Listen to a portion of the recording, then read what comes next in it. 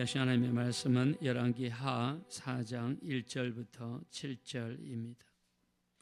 네, 엘리야가 승천하고 나서 남겨준 사람이 엘리사입니다.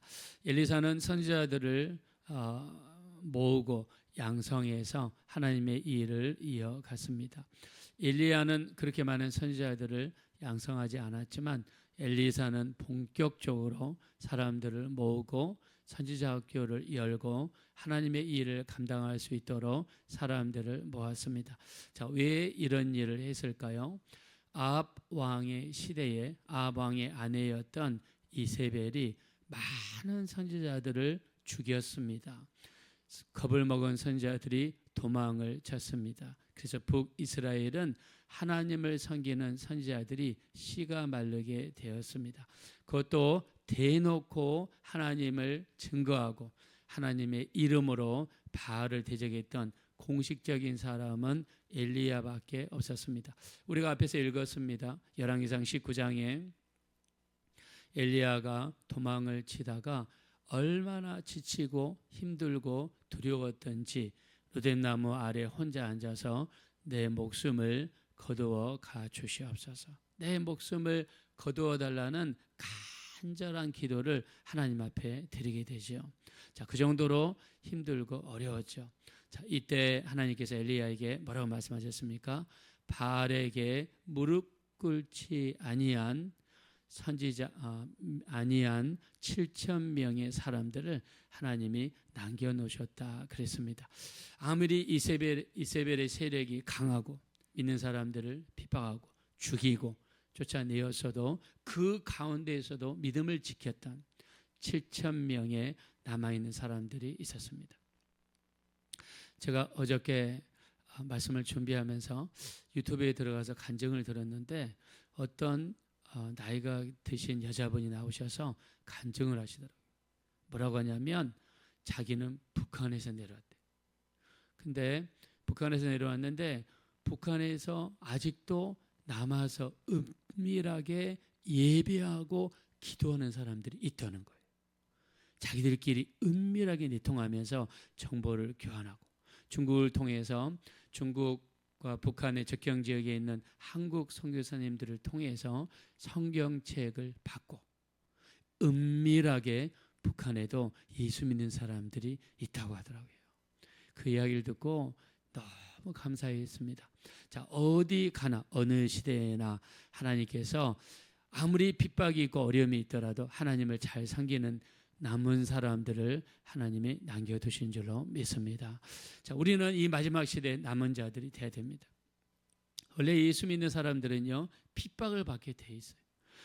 교회가 정권과 타협하고 정권과 결탁하는 순간에 타락이 찾아옵니다. 대표적인 경우가 로마 가톨릭이에요. 자, 기독교는 원래 핍박을 받는 종교예요. 자, 왜 그렇습니까? 이 세상 임금은 마귀고 우리의 임금은 예수님이니까 영적인 전쟁이 일어날 수밖에 없는 거예요. 예수 믿는 사람들 핍박하고 믿지 못하게 만들고 단합하고 정권을 통해서 사람들을 통해서 핍박하고 그게 정상입니다. 자, 그러나 콘스탄틴 대제가 기독교를 국교로 받아들였어요. 콘스탄틴 대제는요, 로마가 쪼개져 있을 때 로마 안에서 내전이 일어나게 되죠. 그때 전쟁을 나갑니다. 근데 아무래도 자기 군대는 약해요. 그때 콘스탄틴 대제의 어머니가 헬레나 여사였는데 예수를 잘 믿었다고 합니다. 이 헬레나 여사의 기도 제목이 일평생 자기 아들 황제가 예수 믿는 거예요. 근데 이 콘스탄틴 대제가 전쟁을 나가는데 하늘에서 십자가가 보였다고 합니다. 그래서 모든 방패에 있다가 십자가를 새기고 전쟁에 나가면서 이런 기도를 드렸다고 그래요. 우리 어머니가 믿는 하나님이 살아계시면 이 정말 운동장이 기울여진 이 전쟁에서 이기게 해주시면 내가 당신을 섬기겠습니다. 그리고 우리 종교로 받아들이겠습니다. 이 기도를 했다고 그래요. 근데 전쟁터에 나가서 정말 극적으로 기적적으로 전쟁을 이기게 됩니다. 자, 그리고 나서 콘스탄틴 대제가 밀라노 칙령이라는 걸 통해 가지고 기독교를 국교로 받아들입니다. 자, 기독교가 정권과 결탁이 시작이 된 거예요.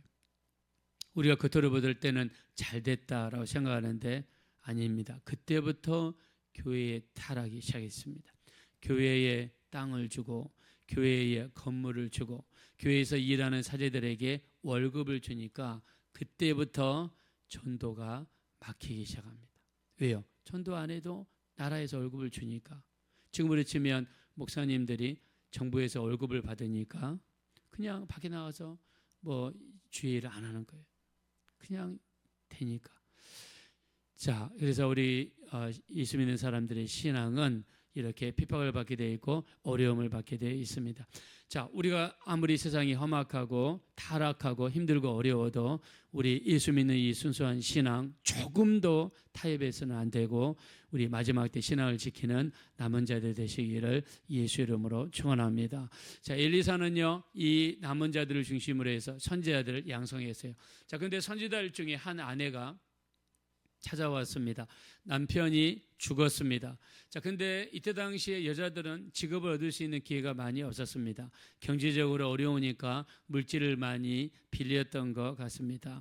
자, 근데 돈을 빌렸던 사람이 찾아와서 자기 아들을 종으로 노예로 팔겠다고 위협을 한다고 합니다. 그래서 엘리야를 찾아와서 하소연을 하게 되었습니다. 자, 이 문제를 해결하기 위해서 엘리사가 요구한 것은 니네 집에 있는 대로 빈 그릇을 가져오고 만약 니네 집에 빈 그릇이 없으면 온 동네를 돌아다니면서 빈 그릇을 있는 대로 긁어 모으라고 이야기를 합니다. 자, 우리 한번 말씀으로 돌아가겠습니다. 2절입니다. 다 같이 읽겠습니다. 시작. 엘리사가 그에게 이르되 내가 너를 위하여 어떻게 하랴? 내 집에 무엇이 있는지 내게 말하라. 그가 이르되 계집종의 집에 기름 한 그릇 외에는 아무것도 없나이다 하니. 자, 선지자 아내에게 물어봅니다. 니네 집에 무엇이 있느냐? 그 아내가 이야기합니다. 기름 한 그릇밖에는 없습니다. 자, 이때 당시에는 기름이 종류가 많은데요. 대부분 기름은 비쌌습니다. 귀한 물건에 속했습니다. 그래서 그 기름을 팔아서 가용돈을 썼는데요. 자, 엘리사가 이야기합니다. 3절입니다. 시작. 이르되 너는 밖에 나가서 모든 이웃에게 그릇을 빌리라. 빈 그릇을 빌리되 조금 빌리지 말고. 아멘. 자, 우리는 무슨 일을 하는지 잘 알죠. 그 여자 집에 있는 기름 한 그릇을 이제 빌려가지고 온 모든 그릇에다가 붓기 시작합니다. 근데 붓고 나면 그릇에 기름이 또 차있고 붓고 나면 그릇에 기름이 또 차있고 기적의 역사가 일어난 거죠. 자, 이거를 창조의 역사죠. 창조를 할 수 있는 분은 오직 유일하신 하나님 한 분밖에는 없는 줄로 믿습니다. 하나님의 창조 역사예요. 빈 그릇을 또 여기 갖다 놓고 또 부으면 또 여기에 찹니다. 여기 빈 그릇에 부으면 또 여기에 찹니다. 그래서 빌려가지고 온 모든 그릇에 기름이 다 찬 거예요.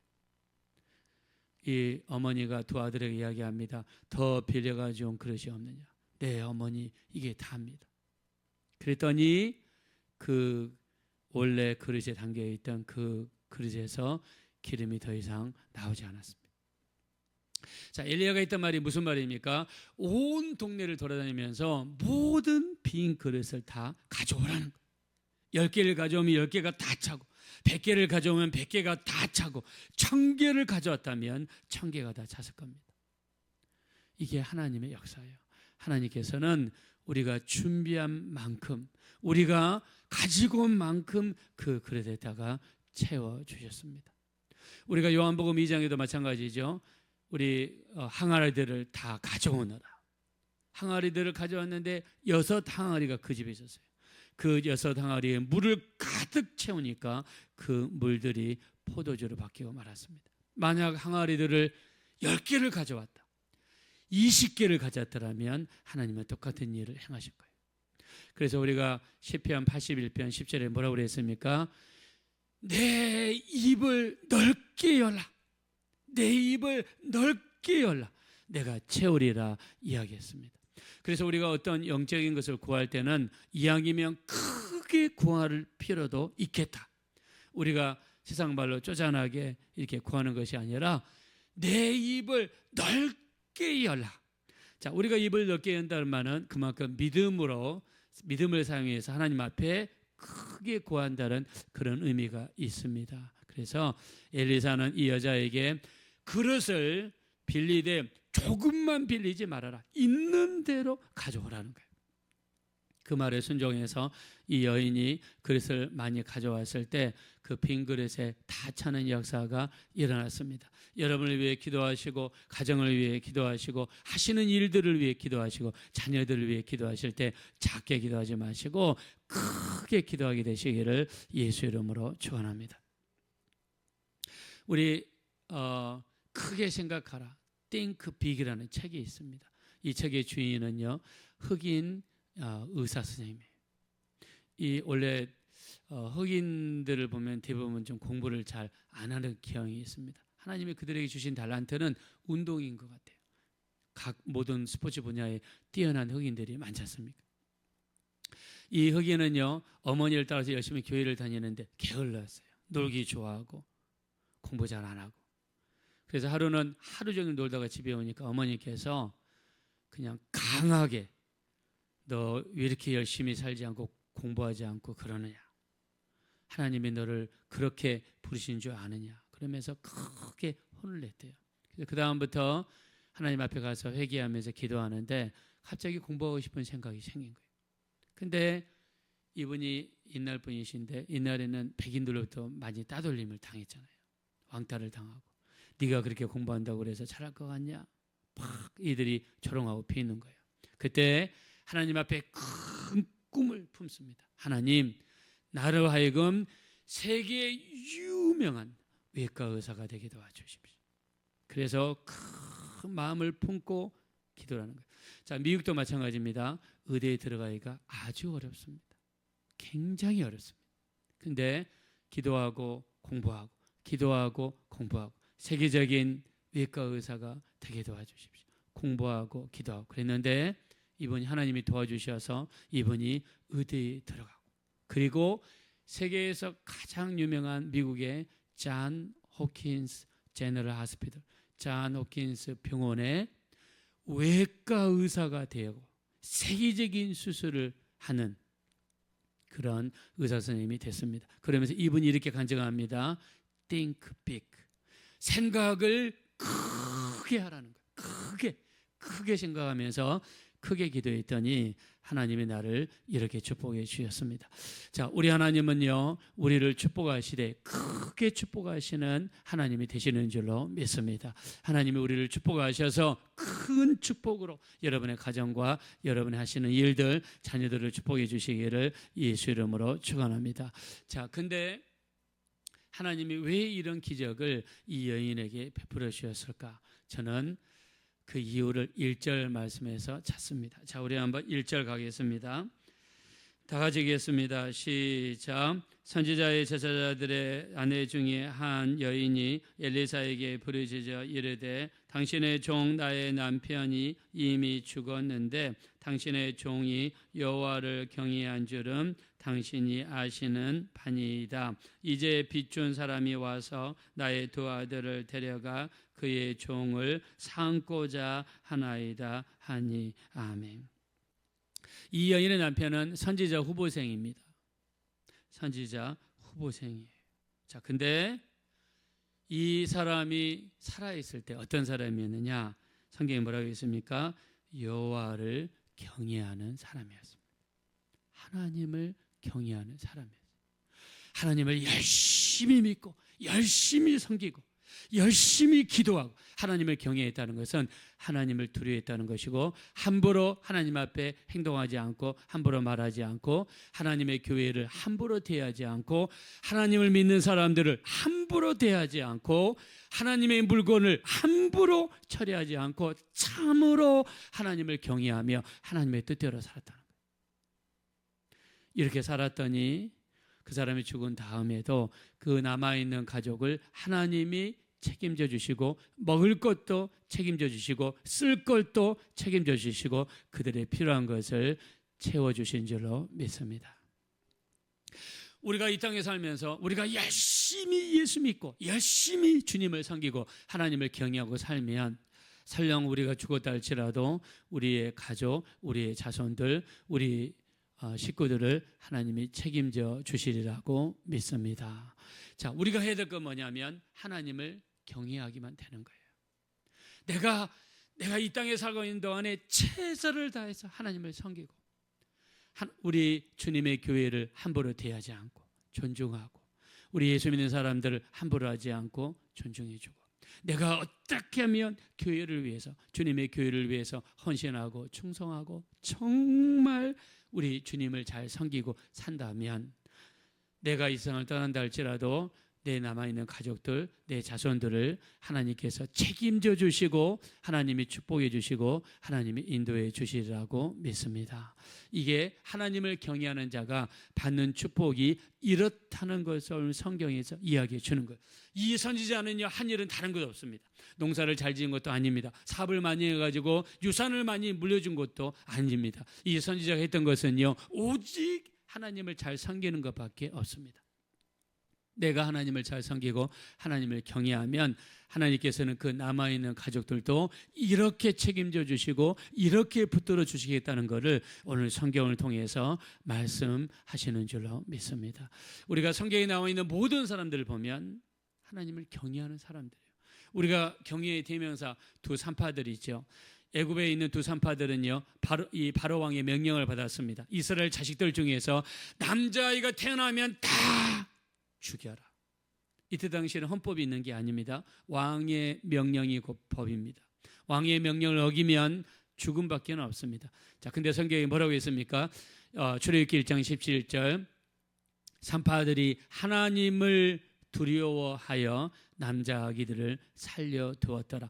또 출애굽기 1장 21절 산파들이 하나님을 경외하였으므로 그들의 집안을 흥왕하게 하셨더라라고 말씀했습니다. 산파들은요, 왕의 명령보다 하나님의 백성 치는 것을 더 두려워했어요. 왜요? 하나님이 복이시니까, 하나님의 백성이니까, 귀하게 여기고 함부로 하지 않는 행위, 이게 바로 하나님을 경외하는 것입니다. 그랬더니 하나님께서 그들의 집안을 흥왕하게 하셨다라고 그랬어요. 우리 시편 25편 14절에 보면 여호와의 친밀하심이 그를 경외하는 자에게 있도다 그랬습니다. 또 시편 145편 19절에 하나님을 경외하는 자들의 소원을 이루시며 그들의 부르짖음을 들으시며 그들을 구원하신다라고 말씀했습니다. 하나님께서는 자기를 경외하는 자들의 소원을 이루어주신대요. 우리 한번 믿으면 다 같이 아멘 합시다.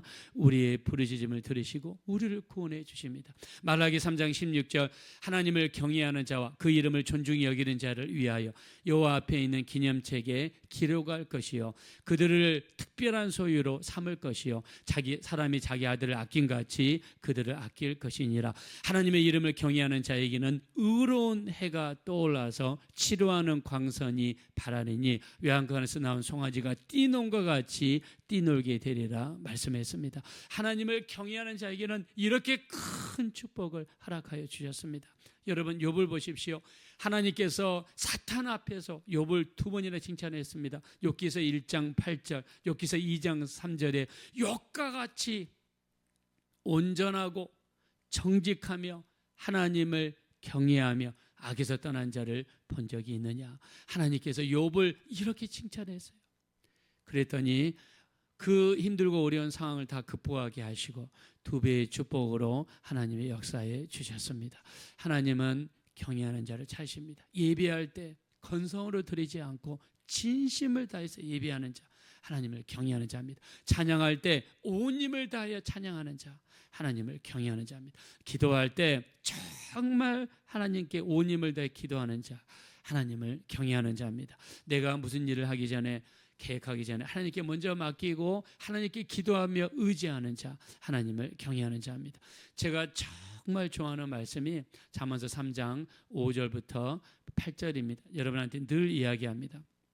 그 중에서 잠언서 3장 7절에 보니까 스스로 지혜롭게 여기지 말지어다. 여호와를 경외하며 악에서 떠날지어다. 이것이 내 몸에 양약이 되며 내 골수를 윤택하게 하리라 그랬습니다.